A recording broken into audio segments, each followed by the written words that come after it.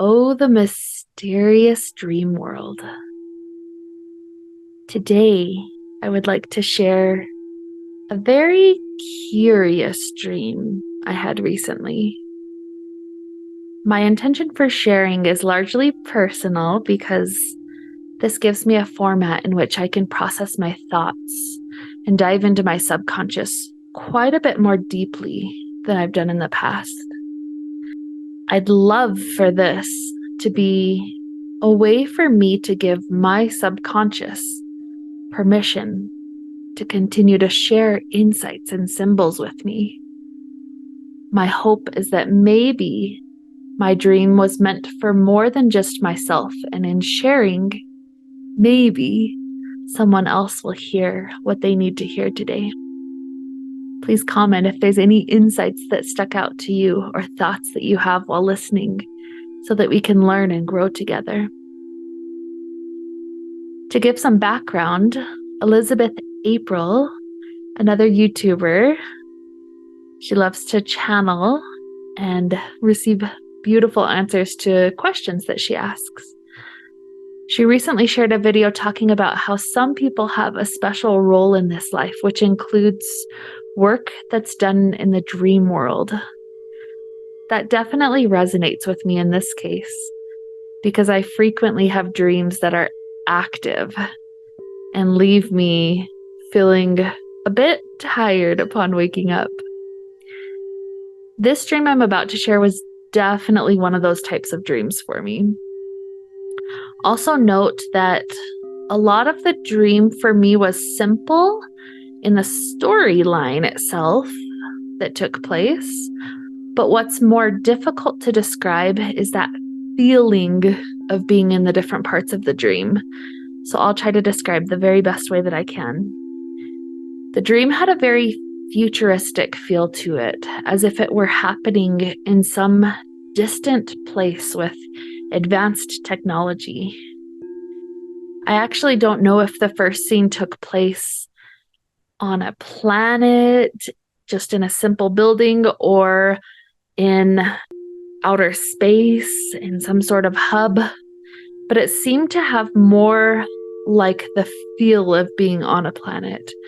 It seemed like the living situation was such that each family had their own habitation, but these were placed very close together, kind of like as if we lived in a very large apartment complex. And maybe it was underground because there was no natural light. There was a passageway which was not necessarily cluttered with objects, but it felt a little cramped or claustrophobic. Again, that futuristic metallic feel was very pronounced. And in this passageway, a young adult that I didn't recognize opened a cupboard and discovered this animated clay object. And this object is why I'm going to call this dream the blue flubber dream, because it's the closest thing I can think of to describe it. And I hope at least some of you get the reference to the 1997 movie Flubber, so that it doesn't make me feel like I'm getting too old. The blue flubber wasn't bouncy and it wasn't transparent. It was blue and maybe a little bit closer to Play-Doh, but just a little bit more slimy, and it could move on its own. It didn't seem to have intelligence or goals necessarily, but it was extremely impulsive and definitely ended up having a self-preservation mentality, as you'll see. It kind of just wanted to have fun, and it didn't care who or what was affected by its fun. The person who found it seemed to have a great time playing with it, as did a huge percentage of the community. Just this fun new thing that was discovered. My family somehow knew that it was bad news, and we stayed as far away as possible from it.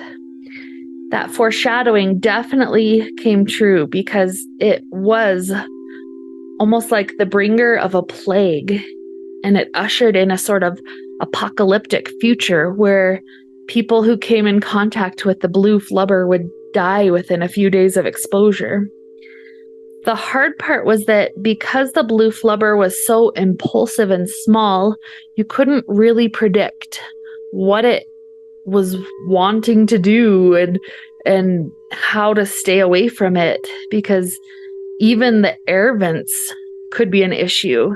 It could easily have just climbed in through the air vents at your house to touch you while you were in your sleep, for instance.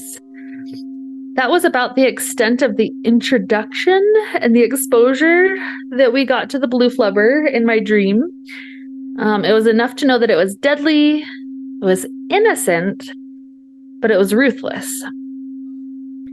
The last scene of this dream was that the blue flubber had been captured and brought to outer space, where it was launched out of a spaceship and then it exploded. This sent little tiny pieces of this blue flubber outward in all directions. And I know that the scientific part of me knows that fire and explosions don't work in outer space, but this was a dream and this was the future, so somehow it worked.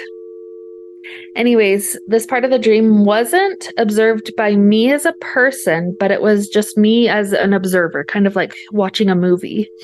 And in this part, I watched the pieces of this exploded blue flubber be shot outward, such that particles were flying outward in all directions with no loss of momentum.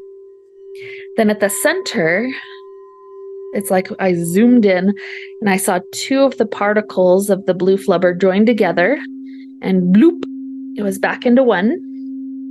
And then the blob zoomed off in one direction to gather more of its particles. Its goal was to put itself back together. It could zoom a little bit faster than the speed of the exploded particles that was still expanding. It wasn't alive, but evidently it also couldn't be killed. And it did have such self-preservation instinct that it was going to put itself back together piece by piece by piece, no matter how long that process took. Because the particles were just going to continue expanding outward indefinitely. As the observer, I somehow knew that it was going to take about 2,000 years for it to put itself back together completely. But it would do it.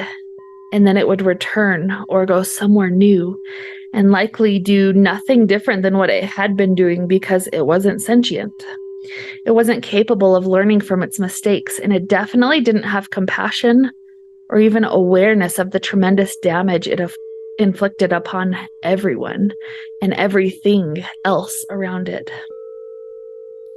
That was the point when I woke up. It was such an unusual dream. And all day long, I was trying to figure out what on earth it could mean.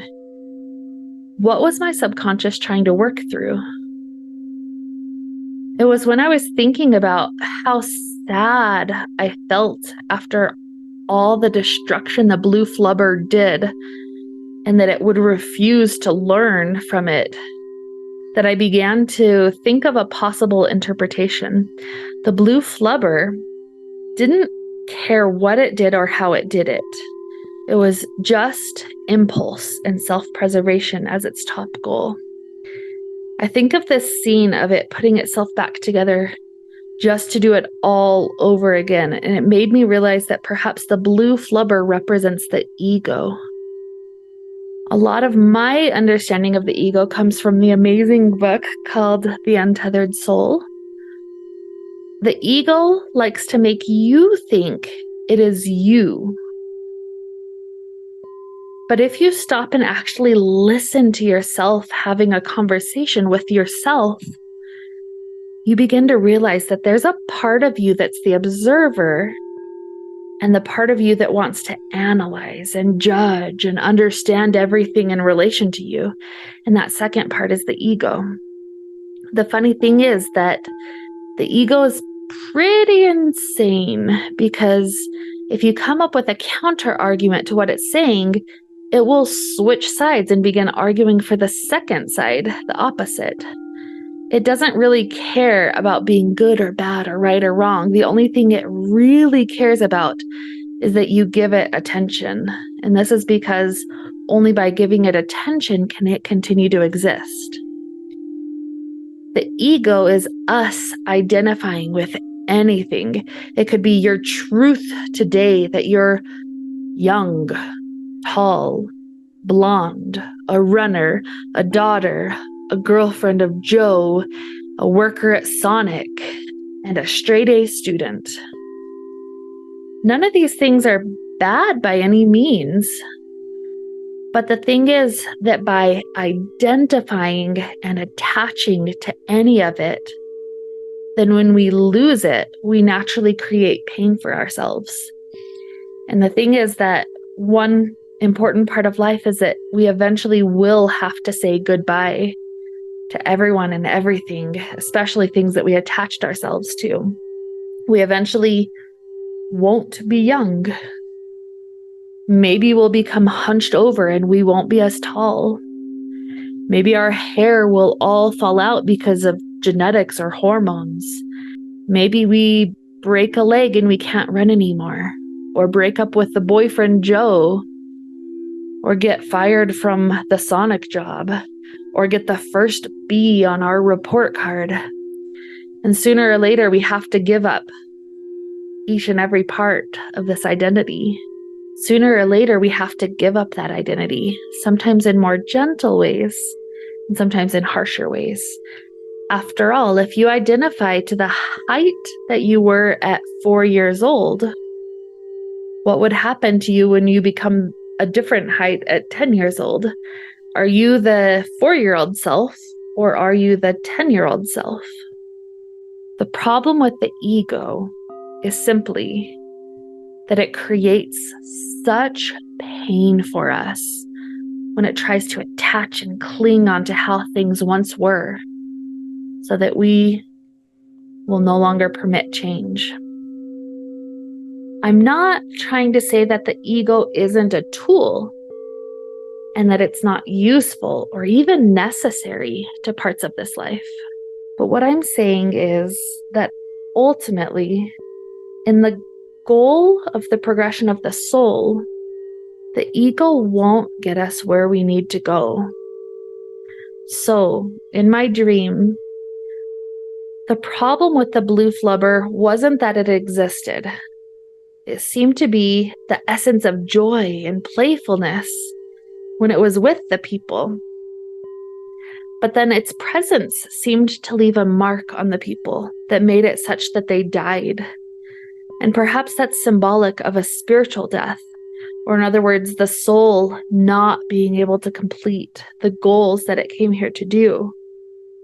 And the thing is that even if one day we're able to have a spiritual awakening, at least for a little while, where the ego's presence is entirely gone, the ego blue flubber will fight its way to put itself back together, piece by piece by piece, because all it cares about is its own existence. Another analogy for the blue flubber, or for the ego, is like the role of a cell in the body. Cells have various tasks to accomplish. The ego has an important task to accomplish while we're on this third dimensional, third density type plane. Cells have various tasks to accomplish. The nerves have to do one thing, while the bones and muscles and liver cells each do something entirely different. Each of these cells has a lifespan that lasts a certain length of time, and then it must be destroyed. It must destroy itself through apoptosis. The blue flubber problem, or the ego, is like cancer. It decides that it's so important that it won't let itself die when it's supposed to. In fact, it just keeps on replicating and growing on itself, or its self-importance, so much that it can cause the eventual destruction of the entire creature. Perhaps the growth of the ego is one reason why cancer seems to be growing so rampant in our society. By living at the resonance of the ego, or the resonance of cancer, we're inviting that apocalyptic ending into our reality. So I have two personal takeaways from this dream. The first one is practice release or apoptosis or destruction. Shiva is the destroyer, and he's also the god of yoga. And if you know me, you know how important yoga is to me. I've been drawn to yoga since such an early age, but I didn't always realize how important yoga would be to help me in times when release became necessary. For instance, my physical space around me had gotten so cluttered that it was just symbolic of my mental state, not to mention my energetic plate being so full with stuff I had to do. When we began this journey of working toward welcoming a new soul into our family, I didn't feel like I had any more room on my plate. And during this pregnancy I'm currently in, I've released huge parts of myself. And it's been kind of interesting to see how my physical space has been transformed into a simple, calm, peaceful place to be in the more I release. And my second takeaway from my dream was to watch the ego a little bit more. Maybe when we watch the ego and we learn to understand it, we can not only be more conscious of its presence, but we can be kinder to it. I'd like to start having conversations with my ego. You're so cute, little ego. I know you want me to people please and say yes when I really mean no. But this time I'm going to let myself practice integrity. If you had any takeaways you'd like to share from my random blue Flubber dream, please feel free to share. Also, if you'd like me to share similar content, other dreams, please comment on that. I'm excited at this channel and the possibilities that I have to explore this stuff that's truly important with you, including birth, breath, and beyond.